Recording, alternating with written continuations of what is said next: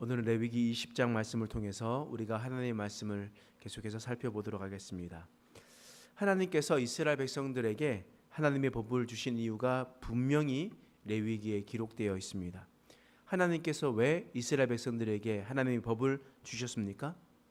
하나님의 백성답게 거룩하게 살아가라고 하나님의 법을 주셨습니다. 바꿔 말하면 그 시대에 살고 있는 사람들과 똑같이 살아가지 말고 구별되게 살아가라.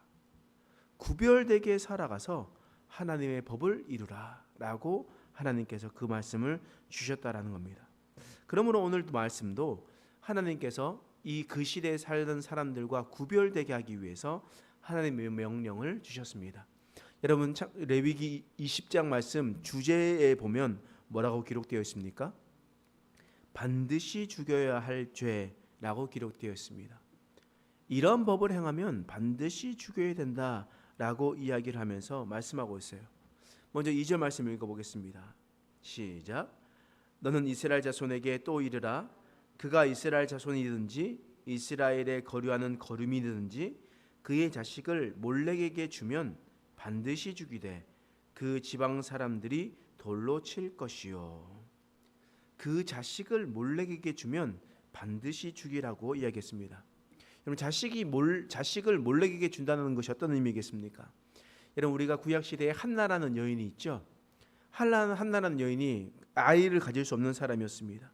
그래서 하나님 앞에 나와서 기도했습니다. 하나님, 만약 저에게 아이를 주시면 이 아이를 하나님께 드리겠습니다. 하나님께 바치겠습니다. 이 의미가 어떤 의미겠습니까? 하나님의 성막에 살게 하고 하나님의 제사장이 되게 하겠습니다. 하나님의 일을 하도록 하겠습니다 라고 이야기하는 겁니다.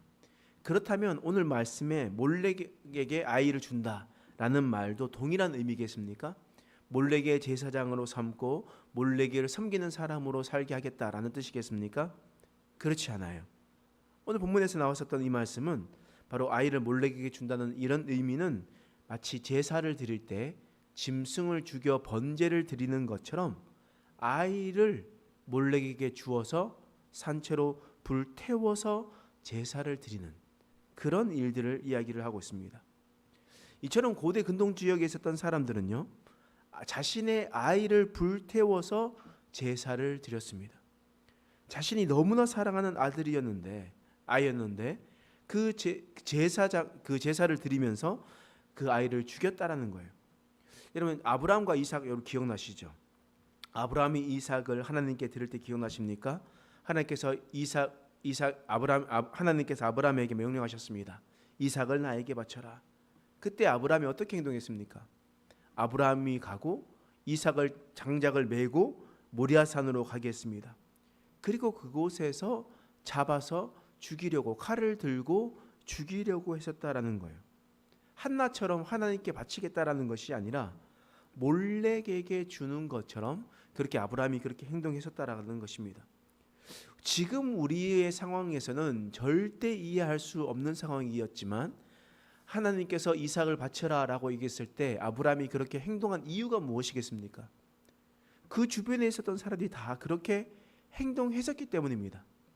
그렇기 때문에 그 바쳐라는 말은 하나님께 이렇게 번제를 드리라는 거구나 라는 것들을 생각을 해서 그것을 그렇게 행동하고 있었다라는 거예요. 고대 근동의 지역에 있었던 사람들은 이런 식으로 살아가고 있었습니다. 따라서 하나님께서 이 법을 주시는 거예요. 세상 사람들과 함께 똑같이 살아가지 마라. 행동하지 마라. 그들과 함께 구별된 삶을 살아가라 라고 이야기를 하고 있는 겁니다. 또한 하나님께서 몰렉의 제사에 대해서 뭐라고 얘기하냐면 5절 말씀이에요. 읽어보겠습니다. 시작. 내가 그 사람과 그의 권속에게 진노하여 그와 그를 본받아 몰렉을 음란하게 섬기는 모든 사람을 그들의 백성 중에서 끊으리라. 몰렉에게 아이를 바칠 뿐만 아니라 어떻게 섬긴다고요? 음란하게 섬긴대요. 여기서 음란하게 섬긴다라는 것이 어떤 의미인지 아시겠죠? 여러분 음란하게 섬긴다라는 것은 제사를 그냥 아이만 드리는 것이 아니라 그곳에서 성관계를 하면서 그렇게 지내고 있었던 것이 바로 제사였습니다. 그렇기 때문에 몰렉을 음란하게 섬겼다라고 기록하고 있는 겁니다. 그리고 이 밑에 있는 6절 말씀 읽겠습니다. 시작. 점신한 자나 자와 박수무당을 음란하게 따르는 자에게는 내가 진노하여 그를 그의 백성 중에서 끊으리니. 접신한 자도 그리고 박수무당도 음란하게 따른다라고 그렇게 기록되어 있는 겁니다. 그렇게 기록되어 있는 거예요. 그러니까 몰렉이라는 이런 우상만 그렇게 행동하셨던 것이 아니라 그 주위에 가득 퍼져 있는 접신한 자와 박수무당을 따라서 음란하게 따르고 있다라고 그렇게 이야기를 하는 겁니다. 그렇기 때문에 우리가 성경에 나왔을 때 음행이라고 이야기하는 것은 단순히 바람을 피다라는 것이 아니에요. 단순히 바람을 피는 것이 아니라 우상 숭배를 하고 그리고 우상 숭배하면서 그 속에서 하나님께서 원하시지 않는 행동들을 하면서 살아가고 있다라는 겁니다. 여러분, 이것이 비단 구약 시대 때 있었던 일들이 아니에요. 여러분, 우리가 그리스 남부 지역에 지금 가면요, 코린트 아니면 코린토스라는 도시가 있습니다. 그곳이 우리가 잘 알고 있는 어느 도시일까요? 고린도라는 도시예요. 고린도. 그래서 우리가 성경에서 고린도전서, 고린도후서, 이 말은 바로 사도 바울이 편지를 쓸 때 고린도에 있는 사람들에게 보낸 편지입니다. 코린토라고 하는 그 도시에 보낸 편지가 바로 고린도전서, 고린도후서라는 거예요.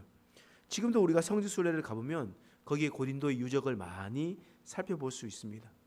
고린도의 유적에서 딱 이제 고린도 유적을 앞으로 봐보면 바다가 쫙 펼쳐져 있거든요. 그 뒤로 딱 돌아보면 큰 산이 하나 있습니다. 큰 산에 보면 거기에 보면 아프로디테의 신전이 있어요.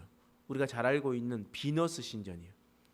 아프로디테 신전이 거기에 있는데 그때 그 당시에 아프로디테 신전에 신전 창기가 1000명이 있었습니다.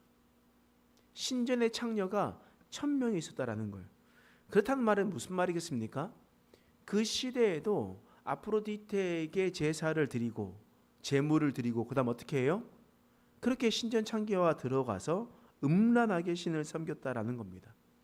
그러니까 구약 시대 때만 있었던 일들이 아니라 신약 시대에도 동일하게 있었던 일들이라는 거예요. 그렇기 때문에 구약 시대에도 음행하다, 그리고 신약 시대에도 음행하다라고 이야기하는 것이 바로 하나님을 섬기지 않고 다른 우상들에게 절하고 그곳에서 음란하게 다른 신을 섬기고 있었다라는 것을 이야기를 하고 있는 겁니다. 하나님만 섬겨야 되는 우리 모든 그리스도인들, 하나님의 사람들이 하나님이 아닌 평일날에는 다른 데 가서 음란하게 다른 신을 섬기고 또한 주일날 와서 안식일에 모여가지고 하나님을 섬기고 있는 그 사람들에게 너희는 그렇게 행동해서는 안 된다라고 이야기를 하고 있는 겁니다. 여러분, 주일도 마찬가지죠. 우리도 마찬가지예요. 교회 와서 예배는 잘 드리는데 교회에서는 하나님을 찾는데 밖에 나가서는 다른 우상들에게 절하고 다른 우상들에게 기대고 하면 됩니까? 안 됩니까? 우리는 생각을 했었을 때 저는요 우상을 섬길 일이 없어요. 저는요 어렸을 때부터 교회를 다녔고 저는 하나님을 섬겼어요 라고 이야기를 하고 있습니다. 그런데요, 잘 생각해 보십시오. 섬긴다라는 것은요 그것을 의지하다라는 것과 같습니다. 그렇다는 것은 교회에서는 하나님을 의지합니다. 기도할 때는 하나님을 의지해요. 그런데 세상에서는 어떻게 합니까? 돈을 의지합니다. 명예를 의지합니다. 자신의 힘을 의지합니다. 자신의 능력을 의지해요. 이 모든 것 또한 하나님께서 하나님만을 섬겨야 될 사람들이 세상 사람들과 똑같이 살아가고 있는 우리들에게 동일하게 명령하고 있다라는 겁니다. 왜냐? 세상 사람들이 그것이 당연하게 여기거든요. 세상 사람들이 돈이 많은 것이 힘이다. 권력이 있는 것이 힘이다. 이렇게 이야기를 하면서 살아가고 있기 때문에 세상에서도 돈이 가장 중요하다고 우리는 따라서 살아가고 있습니다. 여러분, 하나님께서 그것을 명령한 것이 아니에요. 세상 사람들과 구별되어 살아가라 라고 말씀하시는 거예요. 여러분, 오늘 말씀 레위기 20장 23절 말씀이에요. 한번 읽어보겠습니다. 시작. 너희는 내가 너희 앞에서 쫓아내는 족속의 풍속을 따르지 말라. 그들이 이 모든 일을 행함으로 내가 그들을 가증히 여기노라.